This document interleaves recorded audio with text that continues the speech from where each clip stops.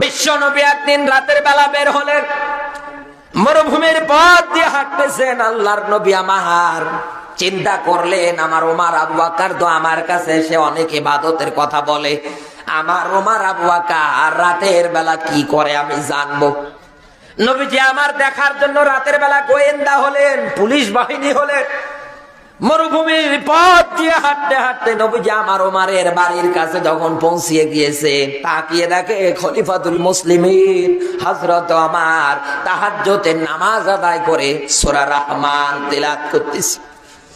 উচ্চ আওয়াজে উচ্চ কণ্ঠে কোরআন তেলাওয়াত করে সূরা তাহাজ্জুদের নামাজের মধ্যে নবীজি দোয়া করলেন, মালিক আমার ওমরের জন্য তোমার কাছে দোয়া করলাম, ওমরের জীবনের অপরাধগুলো মাফ করে দাও, জান্নাতি মানুষ হিসাবে তুমি কবুল করে দাও।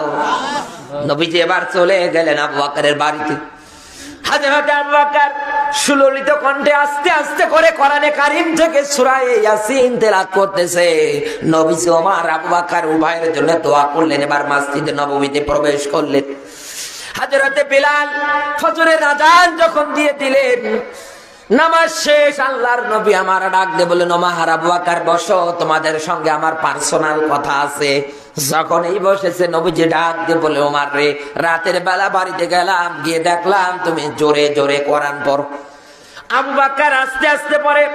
তোমাদের কাছে আমি জানতে চাই, এই আস্তে আর জোরের মধ্যে কতটুকু পার্থক্য, এইটা আমি তোমাদের কাছে একটু জানতে চাই। হযরত ওমর ডাক দিয়ে বলেন, আবু বকর আপনি আগে বলেন, তারপরে আমি বলছি।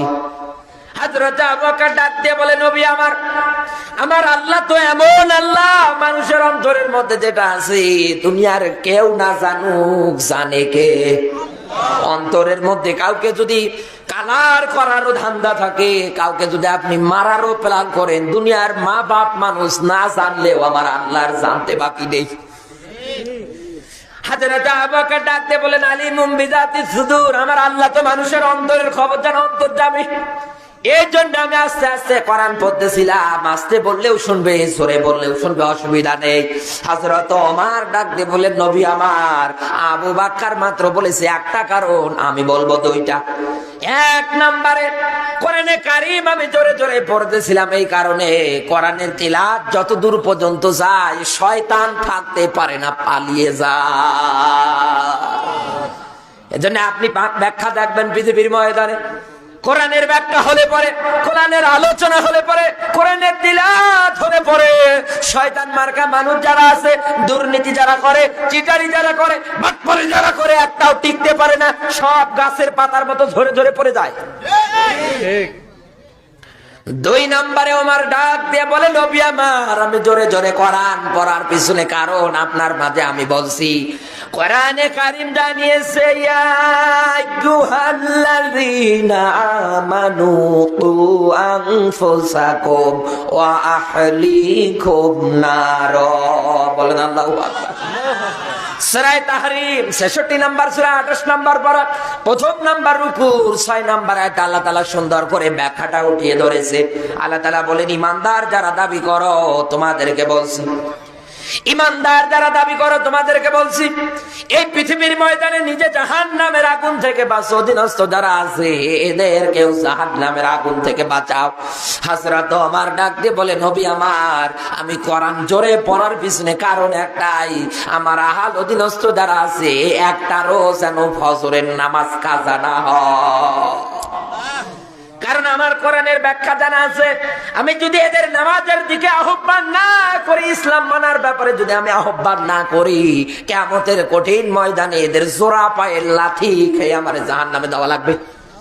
সূরা হামিম সিজদার 29 নম্বর আয়াতের ব্যাখ্যায় দেখবেন, সময় সংকীর্ণ তাই আমি শর্ট করে বলছি।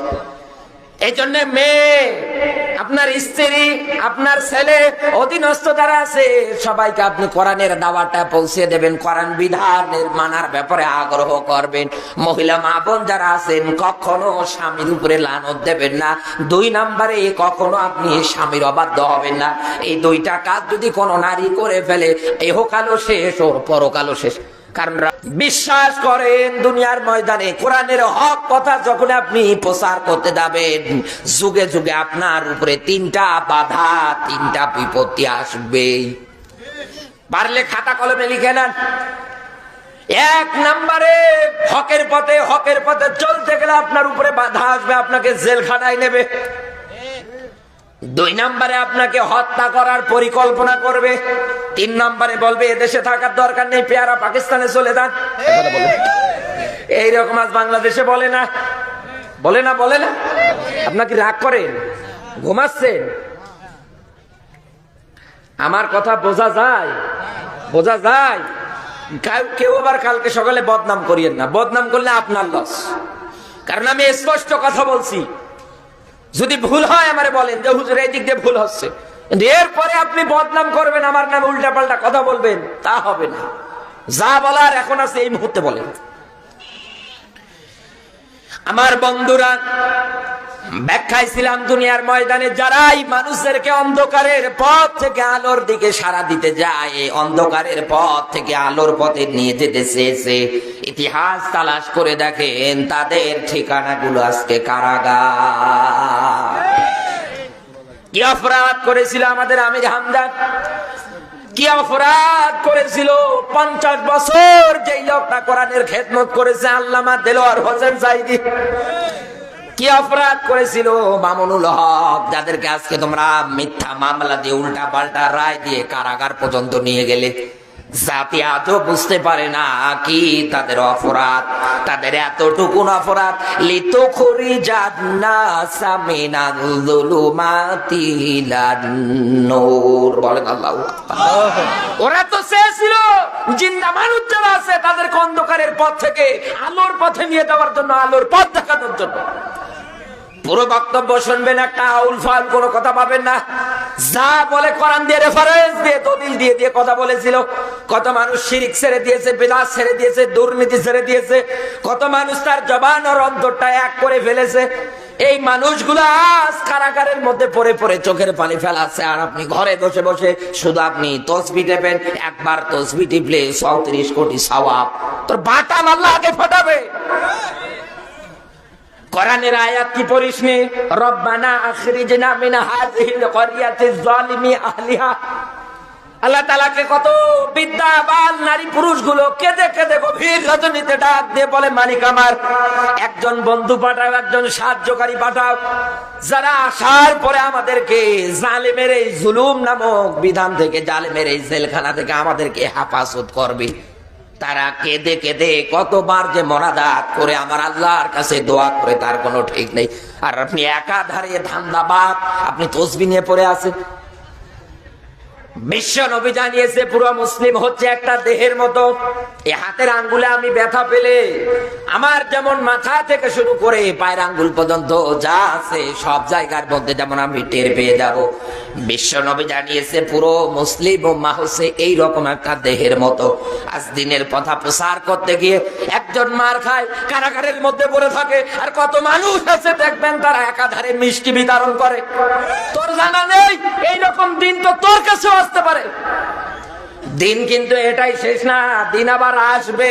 এক কথা বলেন না, দিন আবার, আরো জোরে বলেন। যাই দিন ভালো, আসে দিন খারাপ। সামনের আবহাওয়া যদি উল্টা দিকে ঘুরে যায়, হিসাব করো কোন দিকে পালাবা। যেটাই করো না কেন, কারো কোনো জুলুম, কোনো নির্যাতন, এগুলো বাংলার মাটিতে না, পুরো পৃথিবীর কোনো ময়দানের মধ্যে স্থায়ী হয় না। আল্লাহ তাআলা বলেন, জুলুম যারা করবে এই পৃথিবীর ময়দানে মারা গেলে আমি আল্লাহ পাক তাদের জন্য মামলা দিয়ে দেব। স্বয়ং মামলা দেবে কে? আরো জোরে বলা লাগবে, জোর হলো না। কোরআনে কারীম জানিয়েছে, ইন্নামাস সাবিলু আলাল্লাযীনা ইয়াযলিমুনান নাস। বলেন আল্লাহু আকবার। আল্লাহ তাআলা বলেন, আমি নিজে মামলা দেব কাদের বিরুদ্ধে জানো? দুনিয়ার ময়দানে যারা হকের পথে টিকে থাকতে গিয়ে যারা এদের উপরে জুলুম করেছে, নির্যাতন করেছে, অন্যায় করেছে, অবিচার করেছে, এই যে জুলুমটা তাদের উপরে চাপিয়ে দিয়েছে, ঘরে থাকতে দেয়নি, উল্টা পাল্টা কাজ একাধারে তৈরি করে দিয়েছে। আল্লাহ তাআলা বলেন, জুলুম যারা করেছে, মুসলমান হয়ে মুসলমানের উপরে যারা জুলুম চালিয়েছে, আল্লাহ পাক বলেন, ইয়াযলিমুনান নাস, আমি ওদের বিরুদ্ধে কিয়ামতের ময়দানে নিজে মামলা দায়ের করব। বিশ্ব নবী জানিয়েছে দুনিয়ায় যারা জুলুম করবে, অন্যায় করবে, অবিচার করবে, এই যে বিষয়গুলো সেক্টরে সেক্টরে ভাগ আছে, কিয়ামতের কঠিন ময়দান আল্লাহ যেদিন কায়েম করবে, ওই ময়দানের মধ্যে সবকিছু অন্ধকার হয়ে যাবে। জুলুম অন্ধকার হিসেবে দেখা দেবে। এত সুন্দর করে আপনার মাঝে ব্যাখ্যা উঠিয়ে ধরার পরেও আল্লাহ যদি আপনার হেদায়েত না দেয়, আমি তো মনে করবো আপনার কপালে হেদায়েত নেই। আপনি আবু জাহেলের খালাতো ভাই। আবু জাহেল মারা গিয়েছে, কি হয়েছে? খালাতো ভাই জিন্দা। কথা বলেন না কেন? আমার বন্ধুরা, এরপরে আল্লাহর মামলার আসামি তারা। এই পৃথিবীর ময়দানে যারা সীমানা বর্ডার যা আছে লঙ্ঘন করে ফেলে, অতিক্রম করে, আমার আল্লাহ যে বর্ডার দিয়েছে এটার মধ্যে অবশ্যই আপনাকে সীমাবদ্ধতায় থাকতে হবে। নিষেধাজ্ঞা যা দিয়েছে কোনোদিনও করা যাবে না। একটা মাত্র নিষেধাজ্ঞা তুলে ধরছি, ভালো করে বুঝবেন। কোরআনে কারীম জানিয়েছে ওয়ালা তাত্তাবিউ খুতুওয়াতিশ শাইতান। বলেন আল্লাহু আকবার। সূরা বাকারা 2 নাম্বার সূরা 2 নাম্বার পারা 208 নাম্বার আয়াতে আল্লাহ ব্যাখ্যা দিয়েছে সুন্দর করে। আল্লাহ তাআলা বলেন, খবরদার দুনিয়ার ময়দানে শয়তানকে অনুসরণ করো না, কারণ শয়তান তোমাদের প্রকাশ্য দুশমন। শয়তান তোমাদের, আরো জোরে বলেন, জোর হলো না। শয়তান আমাদের কি? দুশমন। এই যে ভাইয়ের সঙ্গে আমার যদি ঝগড়া হয়ে যায়, ঘুমাচ্ছেন নাকি? ভাইয়ের সঙ্গে আমার যদি ঝগড়া হয়ে যায়, রাগারাগি হয়ে যায়, মন খারাপ হয়ে যায়, ভাইয়ের চোখের মধ্যে আমার কাছে মনে হবে আমি ওনার সব চাইতে এই জমিনের ময়দানে দুশমন। কথা বলেন না কেন? আমার চোখে মনে হবে এই ভাই আমার সব চাইতে মান্দা জেলায় দুশমন। কিন্তু না, আল্লাহ তাআলা বলেন, বান্দারে শোন, এই পৃথিবীর ময়দানে তোর ভাইয়ের সঙ্গে ঝগড়া হলে তোর ভাই সব চাইতে দুশমন না, কারণ তুই বিপদে পড়লে তোর ভাই আগে দৌড়াবে। এই কথা বলেন না কেন? যত বড় বিপদেই পড়িস না কেন, ভাইয়ের সঙ্গে যত রাগারাগি হোক না কেন, তোর ভাই তোকে বাঁচানোর জন্য সবার আগে দৌড়াবে। কিন্তু শয়তান ও কি করবে জানিস? ওকে তোকে বিপদে ফেলিয়ে দেওয়ার পরে অন্যদিকে গিয়ে দাঁত বের করে করে হাসবে। একথা বলেন না কেন? কারণ ও এইটাই টার্গেট নিয়েছে, মানুষদেরকে হেদায়েতের পথ থেকে গোমরাহির দিকে নিয়ে যাওয়ার জন্য সব সময়ের মধ্যে ভালো ভালো রাস্তার মোড়ে মোড়ে অবস্থান করে করে যাচ্ছে। এই জন্য বাংলার মাটিতে হিসাব করে মিলিয়ে দেখবেন, 1800-র মধ্যে মানুষ গরু দেয়, কোনোদিন কোনো বাধা হয় না। দাঁড়িয়ে দাঁড়িয়ে নারী পুরুষ এক জায়গায় উলঙ্গ জিকির করে, কোনো অসুবিধা হয় না। ঝিনাইদহ জেলার মধ্যে একবার 1800-র বিরুদ্ধে বলে আমার শেষে মঞ্চ থেকে নেমে পাঞ্জাবি যা আছে সব খুলে পালাতে লেগেছে। এতটুকুন আমার অপরাধ আমার বলার পিছনে। আমি বলেছিলাম 1800-র ওখানে যারা যায় ইমান নেই, কারণ এরকম জিকির আপনি কোন জায়গায় পেয়েছেন আমারে বলেন? কোন সাহাবী, কোন তাবেঈন, কোন খোলাফায়ে রাশিদিন জীবনীতে আপনি এরকম জিকির পাবেন না। আর যিনি পীর সাহেব হয়ে আছে, দাড়িও নেই, মোছও নেই। এরকম করে সুন্দর করে ব্যাখ্যা যখন উঠিয়ে ধরলাম, ওরে আল্লাহ আলোচনা করার পরে নামার পরে দেখছি আমার ডাক দিয়ে বলে, হুজুর এখানে 1 সেকেন্ড দেরি করা যাবে না, টুপি টাপা পাঞ্জাবি যা আছে সবগুলো খোলা লাগবে। শেষে মঞ্চের পিছন দিয়ে নেমে নেমে কোন দিক দিয়ে আমারে পৌঁছিয়ে দিল। এই পৃথিবীর ময়দানে এই মানুষগুলো কি একটু বারের জন্য চিন্তা করে না, মরণ নামক জিনিসটা আমার কাছে যখন চলে আসবে 1 সেকেন্ড দেরি করবে না, যার যখন মরণের সময় উপস্থিত হয়ে যাবে ওকে মরা লাগবে। আমি তোরে বাঁচাতে চাইলাম, কিন্তু না। পরে খোঁজ নিয়ে শুনলাম যে উনি একজন চেয়ারম্যান ওই এলাকার, 2 ট্রাক করে গরু দেয়। এই জন্য আমার উপরে রাগ। যে বিষয়টা আমি টান দিয়ে ওঠাতে চাচ্ছিলাম, 1800-র ওই জায়গার মধ্যে কোনদিন আপনি 144 ধারা জারি পাবেন না। যত জারি পাবেন এই দেশের বিপ্লবীর তাফসীর মাহফিলে। থানার মধ্যে কমপ্লেন দেয়, ওটা জঙ্গির বড় ক্যাডার, ওটা জামাতের ক্যাডার, শিবিরের ক্যাডার। একটা তালিকা আমার নাম দেখাতে পারবেন না, কারণ কোরআনের ব্যাখ্যাগুলো আমি জানি। এই কারণে চোরদের বিরুদ্ধে, ডাকাতদের বিরুদ্ধে, দুর্নীতির বিরুদ্ধে আমি কথা বলবো, কারণ কোরআনের ব্যাখ্যা আমার জানা আছে। আমার আযলামু মিম্মান কাতামা শাহাদাতান ইনদাহু মিনাল্লাহ। ওর চাইতে বড় জালেম আর কে দুনিয়ায় যারা কোরআনের হক কথা জানার পরে গোপন করে দেয়? আমার আল্লাহর দৃষ্টি তো ওটা আলেম না, তো আলেম নামে জালেম। কথা বলে না কি, ও কি জালেম। আমার কণ্ঠ যতদিন আছে, এই দেহের মধ্যে যতদিন প্রাণ আছে, কোরআনের হক কথা যেভাবে বলছে আমি বলবোই। কারণ আমি মামলা হামলা জেল জরিমানা যা আছে কোনোটাকে ভয় করি না। আমার একই আমার বিশ্বাস পরিপূর্ণ, আমি বিপদে পড়লে আমার মালিক কোনোদিন ছেড়ে যাবে না। আমার বন্ধুরা, বাস্তব দৃষ্টান্ত গুলি এইভাবে দেয়া লাগে। নওগাঁর মুসলমানেরা কান খাড়া করে শুনবেন। একটা গরু মাঠের মধ্যে ঘাস খাচ্ছে, সুন্দরবনের ওই পাশের মধ্যে বসে বসে, বা রয়্যাল বেঙ্গল টাইগার সারাদিন ক্ষুধার্ত, কোনো খাবার পেটের মধ্যে দেয়নি, চিন্তা করে একটা খাবার পেলে আচ্ছা খাওয়া খেয়ে নেব। হঠাৎ করে তাকে দেখে একটা গরু ঘাস খাচ্ছে মাঠের মধ্যে। যখন এই ঘাস খাচ্ছে, এই দৃশ্য দেখার পরে গরুর দিকে দিয়েছে তারা, গরুকে ধরার জন্য, আক্রমণ করার জন্য গরুর কে ধরতে যাচ্ছে। গরু দেখার পরে এক সেকেন্ড জায়গায় থাকেনি, সব সময়ের জন্য শুধু গায়ের যত শক্তি আছে এই দিয়ে লড়াই করতেছে, সংগ্রাম করতেছে। তার মানে গরু জীবন বাঁচানোর তাগিদে শুধু দৌড় দেয়।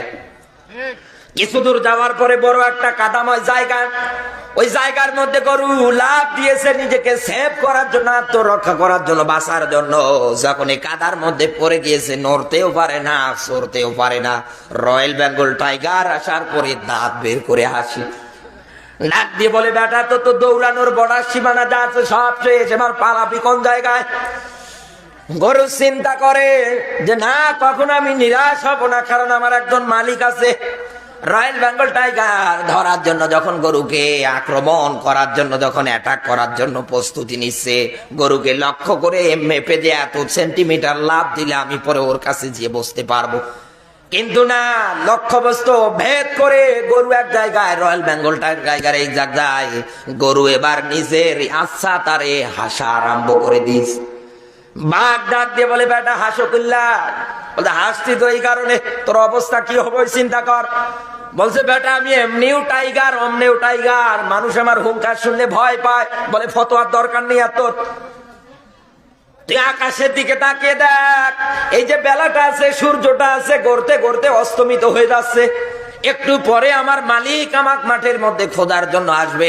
আসার পরে যখন দেখবে আমি কাদার মধ্যে পড়ে আছি, আমার মালিক আমাকে দলবল নিয়ে আসার পরে কাদার থেকে উঠাবে। এ বেটা বাঘ, তোর কি হবে চিন্তা করতো। তোকে দেখতে পারলে তো আগে তুই কোপানি, এরপরে ঝাঁকানি। এই কথা বলেন না কেন? এই যে ইনি একটা আলোচনার মাঝে কথা বললেন, দুইটা আয়াত বললেন, ইন্না বাতশা রব্বিকা লাশাদীদ। আল্লাহ তাআলা বলেন, আমি খুব শক্ত করে জালেম যারা আছে তাদেরকে পাকড়াও করে ফেলি। ইনার প্রেক্ষিতে আরেকটা কোরআনের আয়াত আমি বলছি।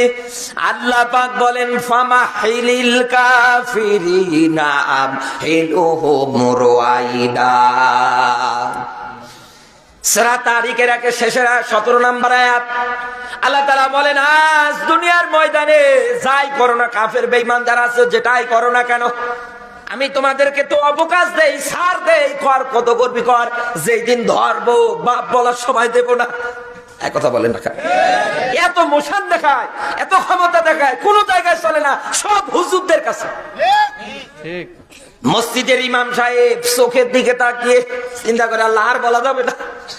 কথা বলেন না কেন? কোরআনের ময়দানে বসার পরে কত মানুষ চোখ রাঙ্গানি রাখায়, কত মানুষ আছে বসে বলে আর বলা যাবে না।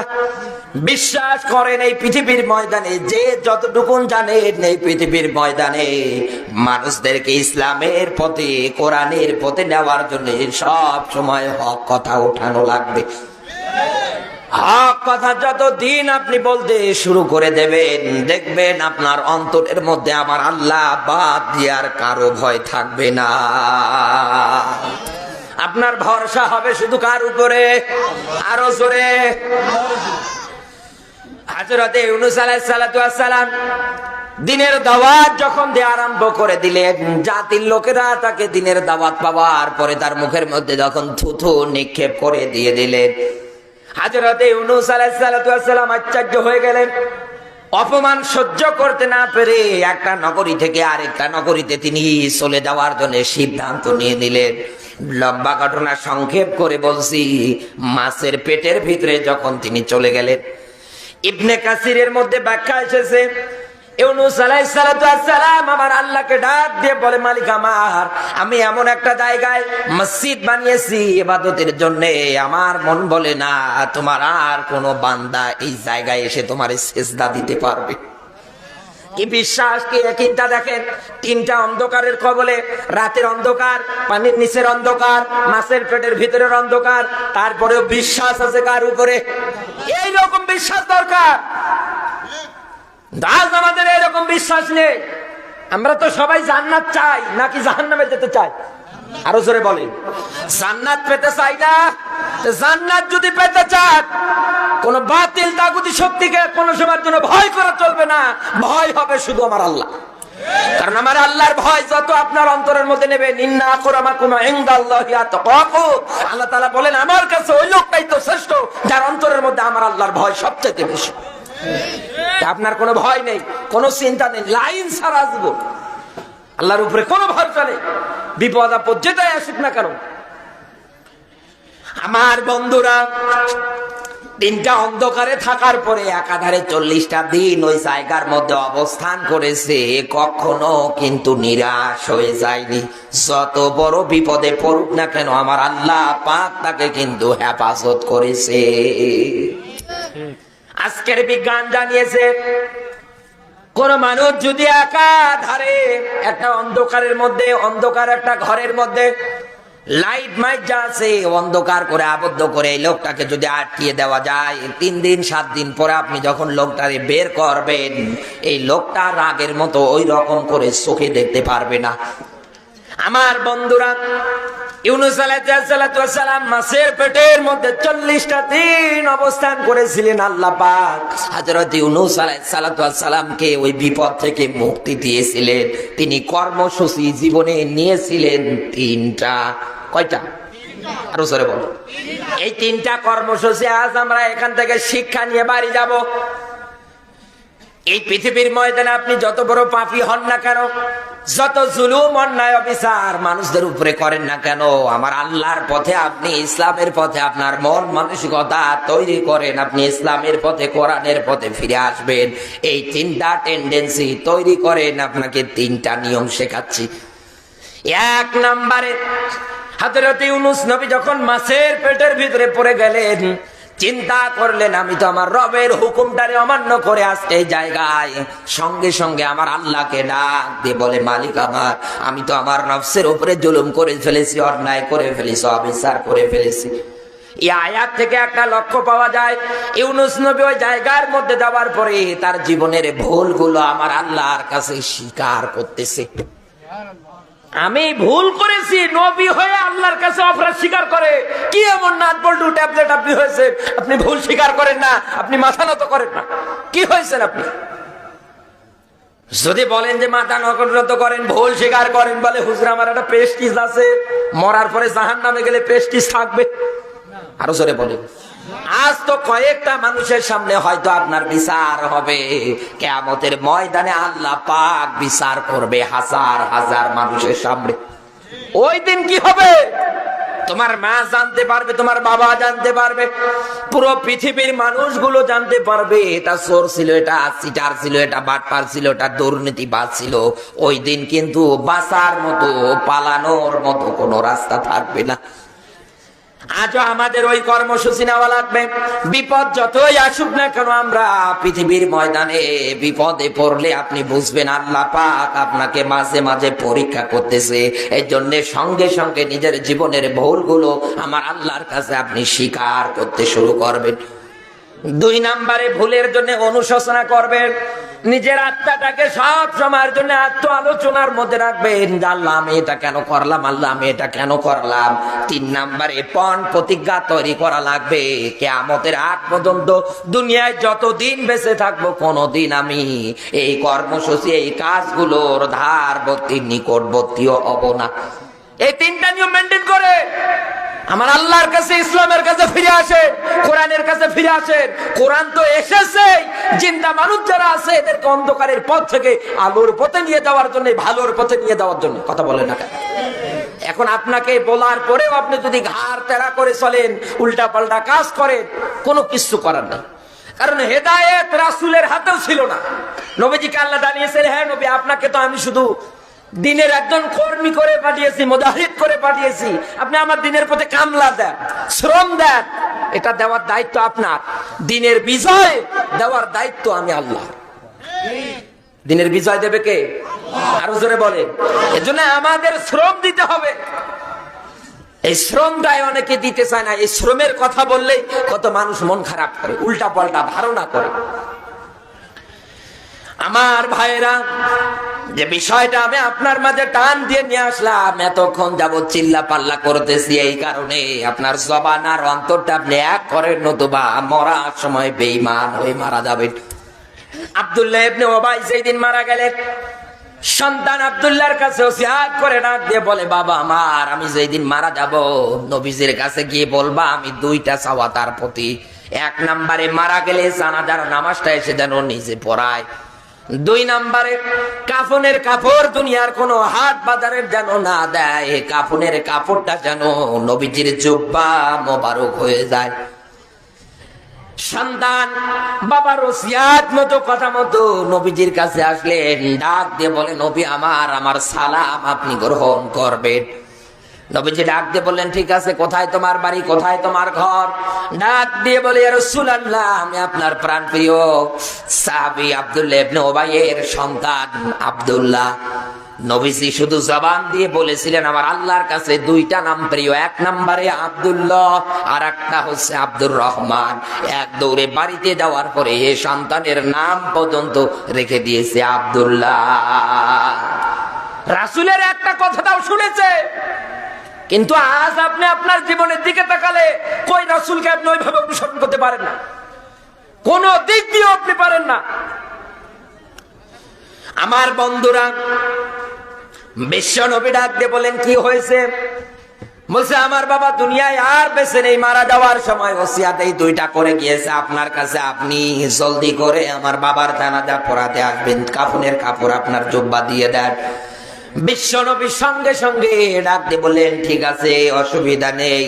জুব্বাটা এবার নবীজি খুলতে যাবেন, হযরত আমার পিছন দিক থেকে নবীজির জুব্বা টেনে ধরলেন। নবীজি ডাক দিয়ে বললেন, আমার জুব্বা আমার ছেড়ে দাও।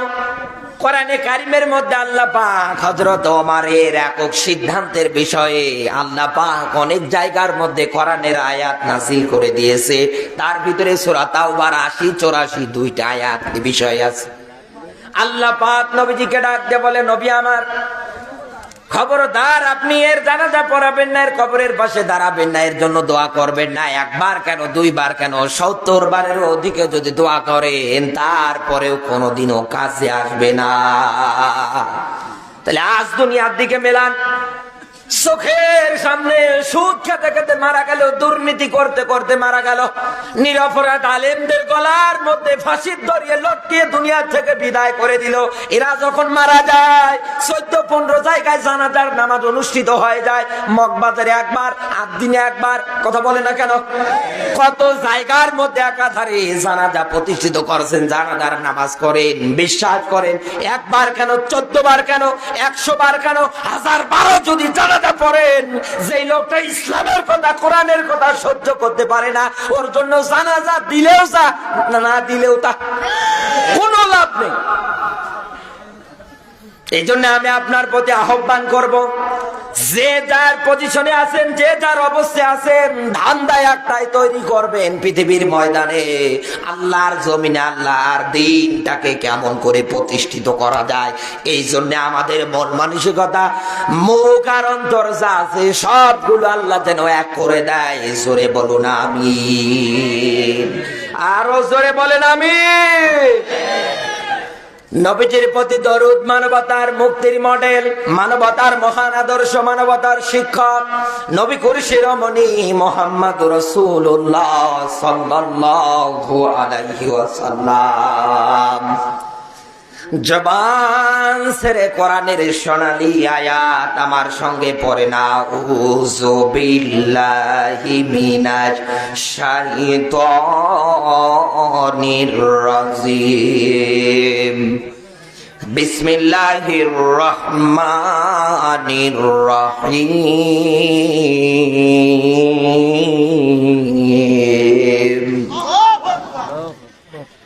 ইয়া আইয়ুহাল্লাযীনা আমানুত্তাকুল্লাহ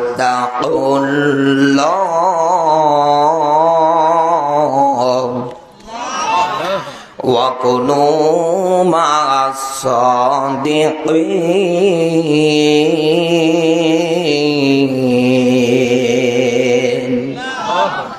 আপনাকে আগামীকালকে কেউ যদি জিজ্ঞাসা করে কোন সূরা থেকে আলোচনা হয়েছে, আপনি বলবেন সূরা তাওবা 9 নম্বর সূরা 11 নম্বর পারা 3 নম্বর পৃষ্ঠার 15 নম্বর রুকুর প্রথম নম্বর লাইনের 111 নম্বর আয়াত, 119 নম্বর আয়াত। মনে থাকবে তো?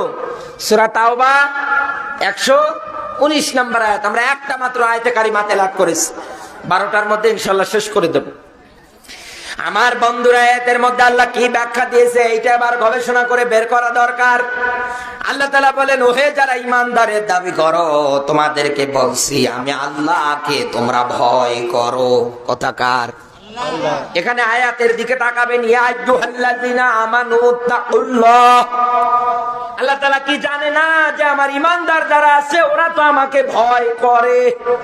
ঈমানদাররা আল্লাহকে ভয় করে না? করে না? ভয় করে না? ভয় করে না? তারপরেও আল্লাহ পাক কোরআনের মধ্যে আয়াত দিয়ে কেন বললেন, ঈমানদার যারা দাবি করো তোমাদেরকে বলছি আমাকে ভয় করো? তার মানে আমার আল্লাহ পাক আয়াত দিয়ে বোঝাতে চায়, বান্দারে দুনিয়ার ময়দানে নিজের মন গড়া ভয় করলে হবে না, নিজের নিয়ম নীতি দিয়ে তৈরি করা ভয় করলে হবে না। ভয় যদি করতে চাও আমাকে অবশ্যই ভয় করা লাগবে। কোরআনের মধ্যে যেভাবে আমি আল্লাহ পাক ভয় করতে বলেছি ওইভাবে ভয় করা লাগবে। আর যদি আমাদের অন্তরের মধ্যে আল্লাহর ভয় তৈরি হতো, বড় কষ্ট লাগে মুসলমান। আজ এই দেশে চোর চিটার বাটপাররা জেলখানায় যাওয়ার পরে তাদের কোমরের মধ্যে রশি থাকে না, হাতের মধ্যে রশি থাকে না। কথা বলে না কেন? আজকে দেখলাম আমাদের একজন দিনের মুজাহিদ রফিকুল ইসলাম মাদানিকে জেলখানা থেকে বের করে আদালতে নিয়ে যাওয়া হচ্ছে, হাতের মধ্যে রশি পরিয়ে কোমরের মধ্যে রশি পরিয়ে নিয়ে যাচ্ছে। বিশ্বাস করেন, যেই জাতি আলেমদের কোমরের মধ্যে হাতের মধ্যে রশি লাগায়, ওই হাত আল্লাহ মরার সময় নুলো বানিয়ে দেবে, পঙ্গু বানিয়ে দেবে। কারণ আলেমদের সঙ্গে বেয়াদবি আমার আল্লাহ বরদাস্ত করে না। সামান্য নবীজির দিকে পাথর মারা পর্যন্ত আল্লাহ সহ্য করেনি। রাসূল জানিয়েছে, আল উলামা ওয়ারাসাতুল আম্বিয়া। আপনি যে দল করেন করে, আপনার ভিতরে যদি আলেমের জন্য অনুশোচনা না হয়, আলেমের জন্য যদি ভালোবাসা না থাকে, তাহলে আপনি বুঝবেন আপনার মরে যাওয়ার পরে আলেম দিয়ে জানাজা পড়ার কোনো দরকার নেই। কি দরকার? আপনার জানাজা কুকুর এসে পড়াক। এত যে বক্তব্য দেন, এত যে চাপাবাজি করেন, আপনি এত কিছু উল্টা পাল্টা কাজ করে যাচ্ছেন। আপনি মারা গেলে এই আলেমেরা ছাড়া আপনার কোনো গতি নেই। আপনার মা মারা যাওয়ার সময় হুজুরের পা ধরে নিয়ে আসে, হুজুর আমার মা মারা গেছে, হুজুর একটু দোয়া করে। তখন লজ্জা লাগে না তোর? বাবা মারা গেলে তোর জানাজা, বাবার জানাজা এসে পড়ায় হুজুর, তখন লজ্জা লাগে না? যৌবন ভেসে যাবে টলমলো ভাব, বিয়ে করার সময় হুজুর এসে বিয়ে না পড়ালে বউ যায় হয় না? আর বড় বড় লেকচার দেয়, বড় বড় ফতোয়া দেয়, আর সেই আলেমদের কোমরের মধ্যে রশি পড়া। আফসোস, দিন কিন্তু এটাই শেষ না, দিন আমাদেরও আসবে। এই কথা বলে না কেন? ওই সময় কাফের বেঈমানেরা, আবু জাহেলের নাতিপুতিরা যা করেছে। আবু জাহেল তো আব্দুল্লাহ ইবনে মাসউদ কোরআন পড়েছিল, সূরা রহমান তেলাওয়াত করেছিল। পাহাড়ের পাদদেশে ওঠার পরে যখন সূরা রহমান তেলাওয়াত করেছিলেন আব্দুল্লাহ ইবনে মাসউদ, বিশ্ব নবী যখন সূরা রহমান নাজিল হয়ে গেল, আল্লাহর নবী ডাক দিয়ে বললেন, আমার এই সাহাবীদের মধ্যে যারা শক্তিশালী আছো, কে পারবা? পাহাড়ের পাদদেশে ওঠার পরে সূরা রহমানটা তেলাওয়াত করে কাফেরদের কর্ণকহরে পৌঁছে দেওয়ার জন্য আব্দুল্লাহ ইবনে মাসউদ বারবার দাঁড়িয়ে যায়। নবীজি ডাক দিয়ে বললেন, তুমি বসো, তুমি ছোট মানুষ, ফুপিয়ে ফুপিয়ে কান্না করে আর ডাক দিয়ে বলে, মালিক আমি ছোট বলে তোমার নবী আমার এলাও করে না। আল্লাহ গো, তোমার কুদরতি পায়ে ধরে বলছি, আমাকে একটা বার তুমি সুযোগ দাও, আমি কাফেরদের সামনে গিয়ে কোরআন কারীমের তিলাওয়াতটা করে দিতে চাই। আব্দুল্লাহ ইবনে মাসউদ লম্বা ঘটনা সংক্ষেপ করে বলছি শুধু শিক্ষা নেওয়ার জন্য।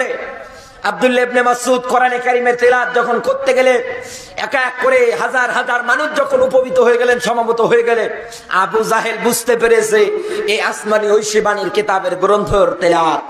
আসার পরে আব্দুল্লাহ ইবনে মাসউদকে পাহাড়ের পাদদেশে টেনে নামিয়ে কান বরাবর দিয়েছে 100। যখন এক চর মেরেছে, কানের পর্দা ফেটে ফিটকি দিয়ে রক্ত পড়া শুরু হয়ে গেছে। আব্দুল্লাহ ইবনে মাসউদ 2 হাত দিয়ে কান চেপে ধরে ধরে মরুভূমির পথ দিয়ে হেঁটে হেঁটে কান্না করতে করতে চলে যায়। আমার বন্ধুরা, বিশ্ব নবী আমার বুঝতে পেরেছে আব্দুল্লাহ ইবনে মাসউদকে কাফের বেঈমান যারা আছে ওরা কানের মধ্যে চর দিয়ে কানের পর্দা ফাটিয়ে দিয়েছে। আব্দুল্লাহ ইবনে মাসউদ হাওমাও করে কান্না করতে করতে মরুভূমির পথ দিয়ে যখন যাচ্ছে, বিশ্ব নবী দৌড়িয়ে আসলেন আব্দুল্লাহ ইবনে মাসউদের কাছে, ডাক দিয়ে বলে, মাসউদ তোরে আমি নিষেধ করলাম, তারপরে তুই আমার কথা শুনলি না, তোকে আমি বারবার নিষেধ করলাম, তুই আমার কথা শুনলি না। আব্দুল্লাহ ইবনে মাসউদও কান্না করে, নবীজিও কান্না করে। জিবরিল আমিন আসার পরে তাকে দেখে, নবীজি সাহাবীও কান্না করে, নবীজিও কান্না করে। জিবরিল আমিন দেখে আর মুস্কি মুস্কি হাসে। নবীজি আমার মন খারাপ করে ফেললেন, ডাক দিয়ে বললেন, জিবরাইল আমিও কান্না করি, আমার সাহাবী মাসউদও কান্না করে, আর তুমি হাসো। ডাক দিয়ে বলে, নবী আমার এমন একটা ঘটনা, এমন একটা কথা জানা আছে যেটা এই মুহূর্তে যদি অনুমতি থাকতো আমি আপনারে বলে দিতাম। আমি তো আল্লাহর একজন গোলাম, আমি তো আল্লাহর একজন হুকুম মানা মাত্র। আমার আল্লাহ যখন বলতে বলবে আমি তখন বলবো। ইয়া রাসূলুল্লাহ, ব্যাখ্যাটা আমি জানি, এই কারণে বললাম না, কারণ আমার আল্লাহর হুকুম নেই বলার। আমি যদি বলি আপনি এই মুহূর্তে কান্না বন্ধ করে দিয়ে আপনি আমার সঙ্গে হাসা আরম্ভ করে দেবেন। বদরের ময়দানে যখন আল্লাহর নবী যুদ্ধ করলেন, মাস আর মফিজ 2 ভাই মিলে যখন আবু জাহেলকে একেবারে আহত করে ফেললেন, আবু জাহেল নড়তেও পারে না, সরতেও পারে না। আব্দুল্লাহ ইবনে মাসউদ লম্বা তরবারি নিয়ে বদরের ময়দানে শুধু খুঁজতেছে আবু জাহেল কোন জায়গায়। যাওয়ার পরে তাকিয়ে দেখে আবু জাহেল পড়ে আছে। আব্দুল্লাহ ইবনে মাসউদ প্রথমে বডির উপরে বসে কল্লাটা আলাদা করে ফেলেছে, হাত দিয়ে টানে, মাথা ওঠে না, নবীজির কাছে নিয়ে আসবে। তরবারিটা নেওয়ার পরে একান দিয়ে ঢুকিয়ে ওকান দিয়ে বের করে দিয়েছে। 2 হাত দিয়ে ধরে নবীজির কাছে নিয়ে এসে ডাক দিয়ে বলে, ইয়া রাসূলুল্লাহ, ইসলামের সবচাইতে বড় দুশমন আবু জাহেলের মাথা। নবীজি দেখার পরে নবীজিও হাসে, আব্দুল্লাহ ইবনে মাসউদও আনন্দ করে, উল্লাস করে। জিবরিল আমিন আসার পরে ডাক দিয়ে বলে, নবী আপনার কথার জবাব আজকে দেব। ওই যে আপনি আমার কথায় সেই দিন মন খারাপ করে ফেলেছিলেন, আপনি কান্না করেন, আপনার সাহাবীও কান্না করে, আর আমি হাসতেছিলাম এই কারণে। আব্দুল্লাহ ইবনে মাসউদের তো একটা কান ফাটিয়েছে, এই আব্দুল্লাহ ইবনে মাসউদে একদিন আবু জাহেল 2 কান ফাটাবে। আমি তো এটাই জানতাম। এজন্য দুনিয়ায় ইসলামের বিরুদ্ধে যাই করেন না কেন, আলেমদের কবরে রশি লাগাবেন, ওর চাইতে মোটা রশি আল্লাহ আপনার গলায় ঝোলাবে। কারণ আলেমদের প্রতি দয়া আছে কার? আরো জোরে বলেন। খোলা আসমানের নিচে জমিনের উপরে আমার আল্লাহকে সবচাইতে বেশি ভয় করে দুনিয়ায় যারা আলেম। আলেমদের ভয় আছে, তুমি দেখবে আলেমদের ভিতরে অহংকার নেই। সত্যিকারের আলেম যেটা, কোনো অহংকার নেই, নিরহংকার। আপনি বুঝতেই পারবেন না যে এই লোকটা এত জ্ঞানী, এত তার মেধা, এত তার যোগ্যতা। রফিকুল ইসলাম মাদানী কলেজার টুকরা বড় ভাই কি বললো না বললো, কোন দিক দিয়ে বললো না বললো, আপনি কথাটা উল্টে নিজের গায়ে নিয়ে আজ তাকে আপনি আমাদের জাতির সামনে তার হাতে রশি পায়ে রশি বাঁধিয়ে এমন ভাব দেখান মনে হয় এই দেশের সবচাইতে বড় চোর। কথা বলে না কেন? চোর না, ডাকাত না, তারা কোরআনের কর্মী, কোরআন প্রচার করে, এতটুকুন তাদের কোরআনের হক কথা বলতে গিয়ে আজ তাদের ওই জায়গায় যায়। আমির হামদা ভাইয়ের বাড়িতে গিয়েছিলাম, বিশ্বাস করেন নগরবাসী যে আমির হামদা ভাই ন্যারোমাইন্ডের একজন মানুষ, কোন অহংকার নেই। তার বাড়িতে যাওয়ার পরে 2টা ছোট্ট ছোট্ট বাচ্চা, আরে কি অবস্থায় আছে, খাবার নিয়ে গিয়েছিলাম কিনে, খাবার পর্যন্ত মুখে একটু উঠিয়ে দিতে পারিনি, মুখের মধ্যে হাসি পর্যন্ত নেই। ছোট্ট ছোট্ট দুইটা বাচ্চা দরজায় নক করলে দৌড়িয়ে আসে, মনে করে আমার বাবাটা মনে হয় আসে। এই যে আলেমদের প্রতি এত জুলুম, এত নির্যাতন আমার আল্লাহ কখনো সহ্য করবে না। আমার আল্লাহ মাঝে মাঝে এই জন্য বিপদ আপদ দিয়ে তুরস্কের মাটিতে দিয়ে আল্লাহ সতর্ক হতে বলে। আর যারা মানুষের রক্ত চোষা টাকা দিয়ে এই দেশের বড় বড় বিল্ডিং তৈরি করেছেন, তুরস্কের মতো ভূমিকম্প যখন আসবে পথের ফকির হয়ে নামবে। আপনার এতটুকু ভয় নেই, আপনার এতটুকুনো ভয় নেই, কারণ আলেমদের উপরে জুলুম নির্যাতন হলে পরে ওই দেশের মধ্যে আল্লাহ গজব বিপদ আপদ দিয়ে দেয়। আর আপনার এত কিছু বলার পরে, এত কিছু প্রচার করার পরে আপনার মধ্যে ভয় নেই। কে বা কারা আপনাকে ভুল ভাল বোঝায়, একে ধরেন ওকে ধরেন, ধরেন আপনি নিষেধ নেই। কোরআনের জন্য কোরআনের জমিনে, ইসলামের জন্য ইসলামের জমিনে যত রক্ত হবে, যত মানুষ শহীদ হবে, যত মানুষ জীবন দেবে এ বাংলার মাটিতে, তত আরো ইসলামের পতাকা উড়বে। আমরা তো জীবন দিতে চাই, চাই না? আরো জোরে বলেন, ইন্নাল্লাহা আশতারা মিনাল মুমিনিন, আল্লাহ তাআলা বলেন আমি ক্রয় করে নিতে চাই, কিনতে চাই, মিনাল মুমিনিন, মুমিন যারা এদের কাছে, মুমিন যারা হবে জানমালের কোনো ভয় করবে না। কি কিনতে চাই? জান এবং মাল।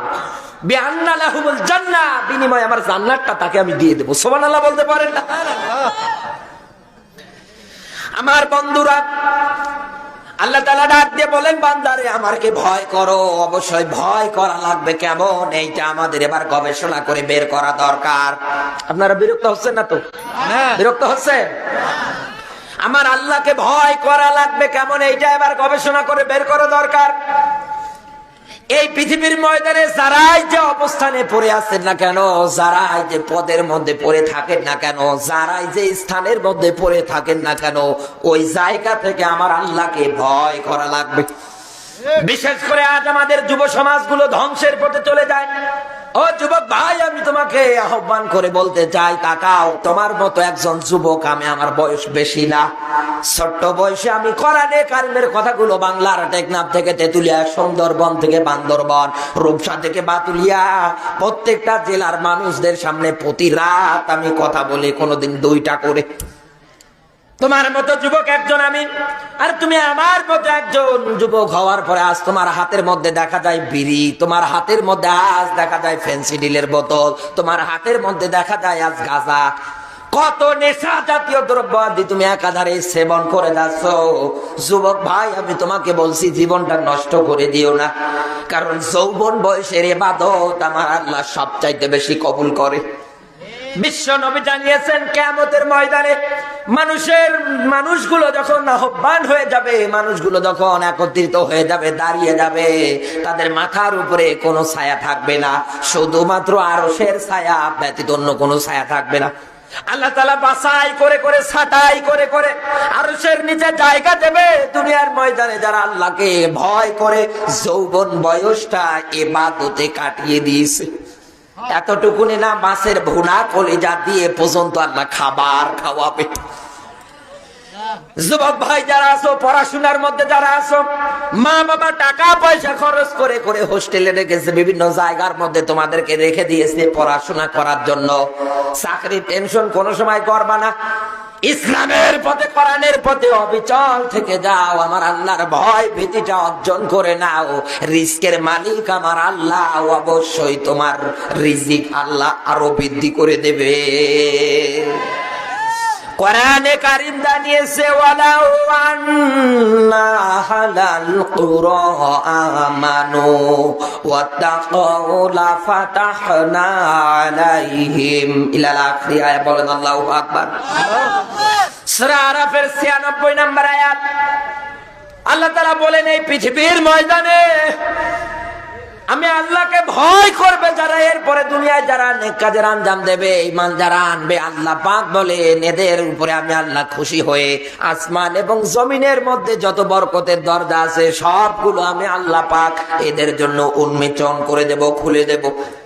তুমি তাকাও, এই দেশে আজ কয়লার খনি আছে, এই দেশের মধ্যে আজ কত জায়গার মধ্যে কত কিছুর খনি আছে, পাথরের খনি আছে।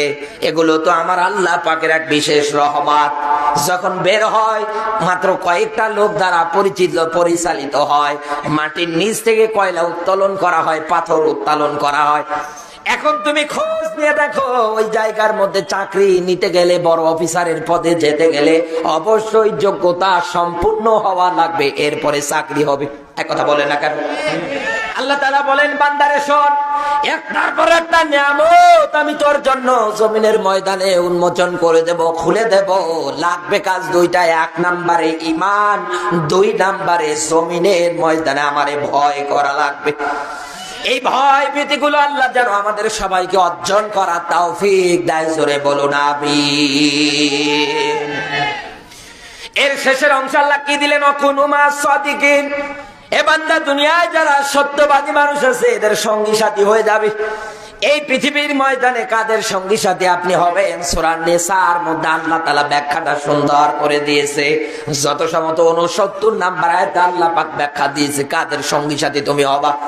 আল্লাহ তাআলা বলেন, বন্ধু যদি বানাতে চাও, সঙ্গী সাথী যদি বানাতেও চাও, তাদের সঙ্গে তৈরি করবা যাদের উপরে আমি আল্লাহর দয়া আছে।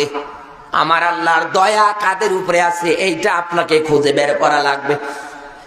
এরপরে দুনিয়ায় বন্ধু যদি বানাতেও চাও, সঙ্গী সাথী দুনিয়ায় যদি তৈরি করতে চাও, অবশ্যই তৈরি করা লাগবে পৃথিবীর ময়দানে যারা সত্য কথা বলে, যারা হকের পথে থাকে, সঠিক কথা বলে। এক এক করে এরকম করে অনেকগুলো কথা আয়াতের মধ্যে আছে। এই জন্য আমি আপনার শুধু টান দিয়ে বের করে বললাম, দুনিয়ার ময়দানে আল্লাহর পথে, আল্লাহর ইসলামের পথে আমাদের সবাইকে যেন আল্লাহ বিশাল ডাকে। জোরে বলুন আমিন। হযরত আবু বকর আরব জাহানের মধ্যে তিনি কাপড়ের ব্যবসা করতেন। হযরত ওমর সন্ত্রাসীদের গডফাদার ছিলেন। হাত ছিল জায়েজ না জায়েজ ছিল না, কোন জায়গায় কখন কিভাবে হাত চালানো লাগবে এটাও জানতো না। শুধু ইসলামের কাছে, কোরআনের কাছে আসার কারণে, নবীজির সংস্পর্শে আসার কারণে ওমর, আবু বকর, ওসমান, আলীর জীবন দেখো কত পরিবর্তন। কিয়ামত পর্যন্ত যত মানুষ আছে হজ করতে চলে যাবে, আবু বকরের জন্য দোয়া করবে, ওসমানের জন্য দোয়া করবে, এক এক করে সবার জন্য আমার আল্লাহর কাছে মোনাজাত করবে। বিশ্ব নবী একদিন রাতের বেলা বের হলেন, মরুভূমির পথ দিয়ে হাঁটতেছেন। আল্লাহর নবী আমার চিন্তা করলেন, আমার ওমর, আবু বকর তো আমার কাছে এসে অনেক ইবাদতের কথা বলে, আমার ওমর, আবু বকর রাতের বেলা কি করে আমি জানবো। নবীজি আমার দেখার জন্য রাতের বেলা গোয়েন্দা হলেন, পুলিশ বাহিনী হলেন। মরুভূমির পথ দিয়ে হাঁটতে হাঁটতে নবীজি আমার ওমরের বাড়ির কাছে যখন পৌঁছিয়ে গিয়েছে, তাকিয়ে দেখে খলিফাতুল মুসলিমিন হযরত ওমর তাহাজ্জুদের নামাজ আদায় করে সূরা রহমান তেলাওয়াত করতেছে। উচ্চ আওয়াজে, উচ্চ কণ্ঠে কোরআন তেলাওয়াত করে সূরা তাহাজ্জুদের নামাজের মধ্যে নবীজি দোয়া করলেন, মালিক আমার, ওমরের জন্য তোমার কাছে দোয়া করলাম, ওমরের জীবনের অপরাধগুলো মাফ করে দাও, জান্নাতি মানুষ হিসাবে তুমি কবুল করে দাও। নবীজি এবার চলে গেলেন আবু বকরের বাড়িতে। হযরত আবু বকর সুললিত কণ্ঠে আস্তে আস্তে করে কোরআনে কারীম থেকে সূরা ইয়াসিন তেলাওয়াত করতেছে। নবীজি ওমর, আবু বকর উভয়ের জন্য দোয়া করলেন। এবার মসজিদে নববীতে প্রবেশ করলেন। হযরতে বিলাল ফজরের আযান যখন দিয়ে দিলেন, নামাজ শেষ, আল্লাহর নবী আমার ডাক দিয়ে বললেন, ওমর, আবু বকর বসো, তোমাদের সঙ্গে আমার পার্সোনাল কথা আছে। যখন এই বসেছে, নবীজি ডাক দিয়ে বলে, ওমর রে, রাতের বেলা বাড়িতে গেলাম, গিয়ে দেখলাম তুমি জোরে জোরে কোরআন পড়ো। আবু বকর আস্তে আস্তে পড়ে। তোমাদের কাছে আমি জানতে চাই, এই আস্তে আর জোরের মধ্যে কতটুকু পার্থক্য, এইটা আমি তোমাদের কাছে একটু জানতে চাই। হযরত ওমর ডাক দিয়ে বলেন, আবু বকর আপনি আগে বলেন, তারপরে আমি বলছি।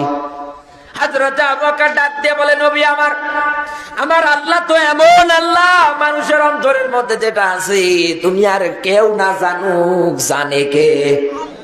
অন্তরের মধ্যে কাউকে যদি কালার করারও ধান্দা থাকে, কাউকে যদি আপনি মারারও প্ল্যান করেন, দুনিয়ার মা বাপ মানুষ না জানলেও আমার আল্লাহর জানতে বাকি নেই। হযরত আবু বকর ডাক দিয়ে বলেন, আলিমুম বিযাতি সুদূর, আমার আল্লাহ তো মানুষের অন্তরের খবর জানে, অন্তর্যামী। এই জন্য আমি আস্তে আস্তে কোরআন পড়তেছিলাম। আস্তে বললেও শুনবে, জোরে বললেও শুনবে, অসুবিধা নেই। হযরত ওমর ডাক দিয়ে বললেন, নবী আমার, আবু বকর মাত্র বলেছে একটা কারণ, আমি বলবো দুইটা। এক নম্বরে কোরআনে কারীম আমি জোরে জোরে পড়তেছিলাম, এই কারণে কোরআনের তিলাওয়াত যত দূর পর্যন্ত যায় শয়তান থাকতে পারে না, পালিয়ে যায়। এজন্য আপনি ব্যাখ্যা দেখবেন পৃথিবীর ময়দানে, কোরআনের ব্যাখ্যা হলে পরে, কোরআনের আলোচনা হলে পরে, কোরআনের তিলাওয়াত হলে পরে, শয়তান মার্কা মানুষ যারা আছে, দুর্নীতি যারা করে, চিটারি যারা করে, বাটপারি যারা করে, একটাও টিকতে পারে না, সব গাছের পাতার মতো ঝরে ঝরে পড়ে যায়। ঠিক। দুই নম্বরে ওমর ডাক দিয়ে বলে, নবী আমার, আমি জোরে জোরে কোরআন পড়ার পিছনে কারণ আপনার মাঝে আমি বলছি, কোরআনে কারীম জানিয়েছে, ইয়া আইয়ুহাল্লাযীনা আমানু কু আনফুসাকুম ওয়া আহলিকুম নার। বলেন আল্লাহু আকবার। সূরা তাহরীম 66 নম্বর সূরা 28 নম্বর পারা, প্রথম নাম্বার রুকুর 6 নম্বর আয়াত আল্লাহ তাআলা সুন্দর করে ব্যাখ্যাটা উঠিয়ে ধরেছে। আল্লাহ তাআলা বলেন, ঈমানদার যারা দাবি করো তোমাদেরকে বলছি, ঈমানদার যারা দাবি করো তোমাদেরকে বলছি, এই পৃথিবীর ময়দানে নিজে জাহান্নামের আগুন থেকে বাঁচো, অধীনস্থ যারা আছে এদেরকেও জাহান্নামের আগুন থেকে বাঁচাও।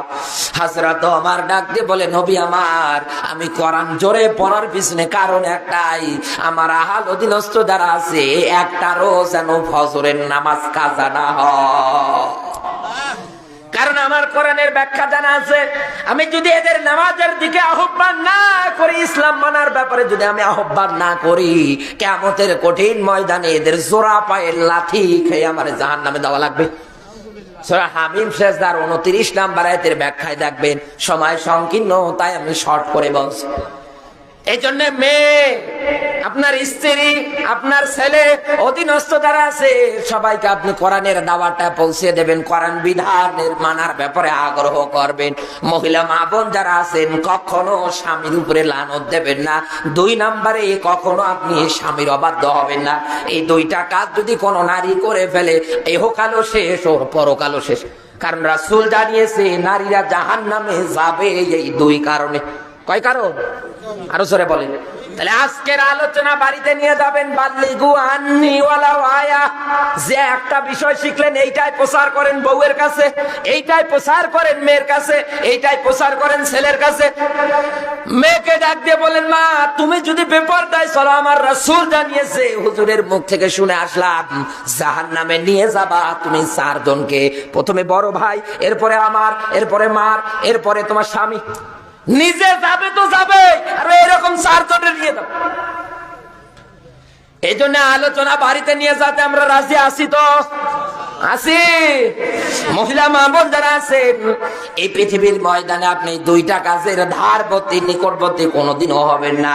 5 ওয়াক্ত নামাজ পড়বেন, স্বামীর খেদমত করবেন, পর্দা করবেন, রমজান মাস যখন আসবে রোজা রাখবেন। মহিলারা রোজা করবে, আপনাদের দরকার নেই।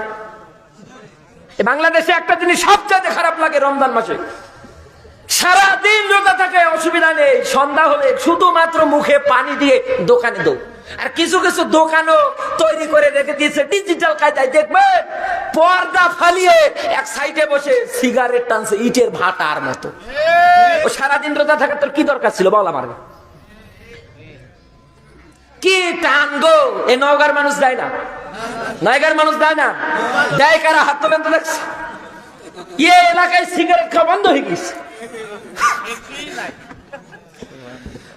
আল্লাহ যেন তার নিষেধাজ্ঞাত কাজ আছে উভয়কে মেনে আল্লাহ তাআলা আমাদের সবাইকে যেন ইমানদার মুত্তাকি হিসাবে কবুল করে। জোরে বলুন আমিন, আরো জোরে বলুন আমিন।